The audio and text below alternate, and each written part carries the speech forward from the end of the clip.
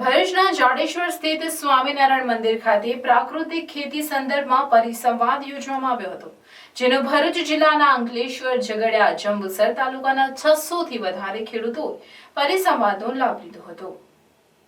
પ્રાકૃતિક ખેતીની મુખ્ય આધારસ્તંભ દેશી ગાયના છાણ અને ગૌમૂત્રમાંથી ખાતર બનાવીને પ્રાકૃતિક ખેતી કરવામાં આવે છે। ત્યારે ભરૂચ જિલ્લામાં પ્રાકૃતિક ખેતીને વધુમાં વધુ ખેડૂતો અપનાવે તે માટે પરિસંવાદ યોજાયો હતો। ખેતી નિયામક MM પટેલે ઉપસ્થિત ખેડૂતોને પ્રાકૃતિક ખેતીનું મહત્વ અને તેના લાભથી અવગત કરાવ્યા હતા।